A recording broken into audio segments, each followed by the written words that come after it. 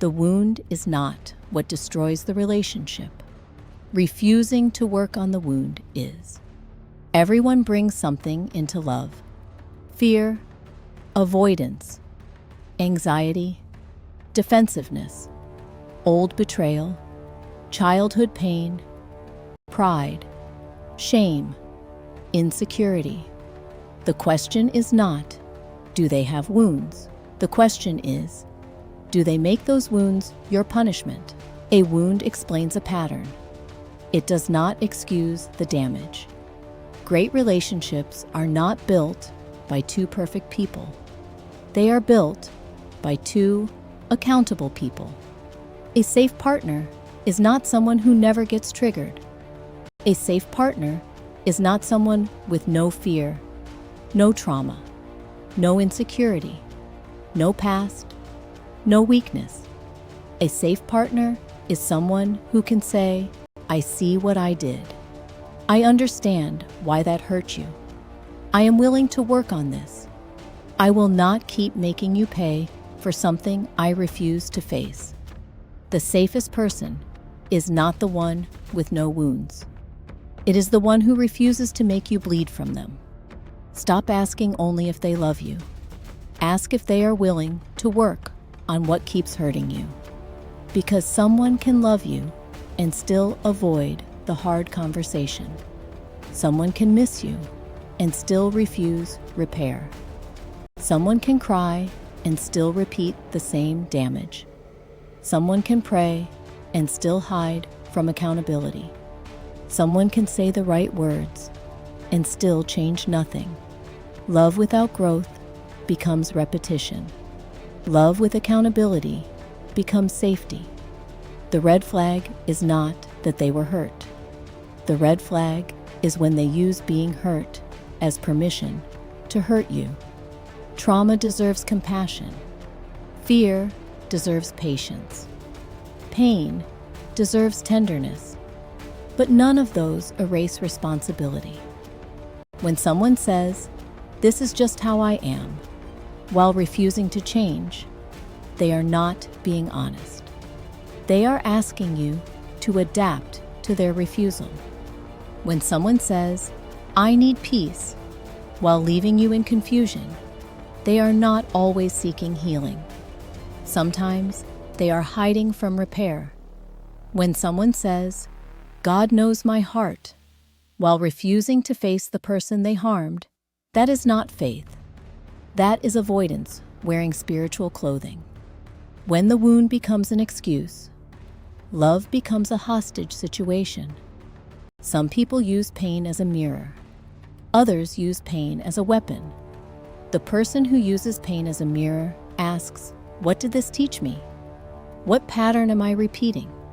Where do I shut down? Where do I blame? Where do I avoid? Where do I need help?" That person seeks truth. They seek therapy. They learn regulation. They apologize. They repair. They stop passing the wound forward. But the person who uses pain as a weapon blames, disappears, controls, guilts, lies, rewrites the story, and demands compassion while refusing responsibility.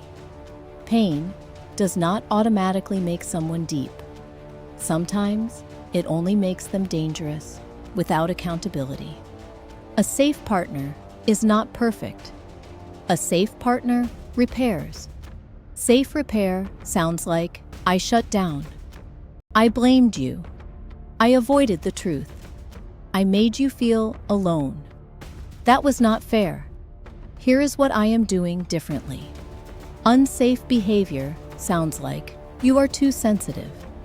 You always bring up the past. I already apologized. I do not want drama. God knows my heart. I need peace." The relationship does not die because conflict happened. It dies when repair never comes. The Stoic does not ask, "Who hurt me enough to justify my behavior?" The Stoic asks, "What is mine to govern now?" Your fear is yours to govern. Your silence is yours to govern. Your anger is yours to govern. Your shame is yours to govern. Your need for control is yours to govern. Your avoidance is yours to govern. Your anxiety is yours to govern. Your past may explain your pain, but your present conduct reveals your character. So if you are in a relationship, stop looking for someone perfect.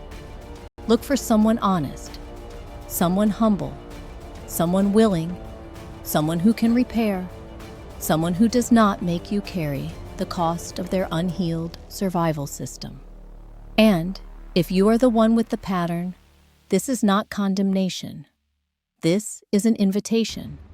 You do not have to stay governed by the wound, but you do have to stop calling the wound your identity.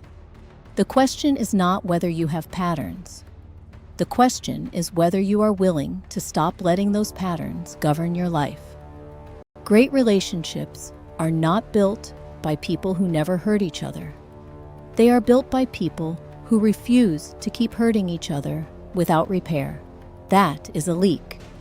A leak is any repeated pattern that drains your energy, weakens your judgment, and makes you easier to govern by fear, approval, ambiguity, or stimulation. Take the free Nervous System Audit. Stop guessing. Name the leak beneath the pattern. Your wound is not the end of the story. Your willingness to work on it is where the story changes. Send us your comments for the Nervous System Audit.